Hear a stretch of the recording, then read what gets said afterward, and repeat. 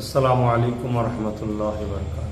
নিশ্চয়ই আপনারা অবগত হয়েছেন, আগামীকাল 6 ডিসেম্বর ভাঙড় বিজয়গঞ্জ বাজারে ওয়াকফ বিল সংশোধনের নামে কেন্দ্র সরকার ওয়াকফ সম্পদকে হরণ করার যে একটা ষড়যন্ত্র করেছে, তার প্রতিবাদে এবং ওবিসি যেটা আমাদের যার মাধ্যমে তবু সংখ্যালঘু মুসলিম সম্প্রদায় দু একটা চাকরি পেত, সেটাকেও যে আজকে বিরাট পরিকল্পনাভাবে রুখে দেওয়া হয়েছে, তারও বিষয় নিয়ে এবং বিশেষ করে মাদ্রাসা শিক্ষা ধ্বংসের মুখে যে ঠেলে দেওয়া হচ্ছে, এইসব ইত্যাদি বিষয় নিয়ে যে আগামীকাল ভাঙড় বিজয়গঞ্জ বাজারে 6 ডিসেম্বর যে প্রোগ্রাম করা হয়েছে, নিশ্চয়ই আমি জানি আগামীকালটা শুক্রবারটা একটা মানুষের একটু সমস্যা হয়, তবে 6 ডিসেম্বরটা শুক্রবার পড়েছে। 6 ডিসেম্বর এই জন্য আমরা ঠিক করেছি, 6 ডিসেম্বরটা নিশ্চয়ই আমরা সবাই অবগত আছি, আমাদের জন্য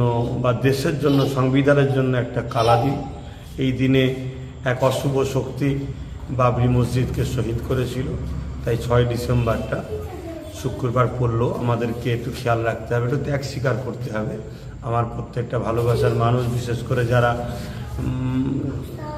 ন্যায় সত্যের পক্ষে ন্যায় ইনসাফ করেন মানুষ যারা, তারা একটু ত্যাগ স্বীকার করবেন। দুটোর মধ্যেই আসবেন, কেন শীতের বেলা প্রোগ্রাম 4টে পর্যন্ত ওর বেশি করা সম্ভব হয়ে উঠবে না, তাই দুটোর মধ্যেই চলে আসবেন, একটু আশা রাখবো। একটা দিন কষ্ট করবেন, যারা আসতে ইচ্ছুক একটু সকাল সকাল মানে দুটোর মধ্যেই আসবেন, এটা আশা রাখবো।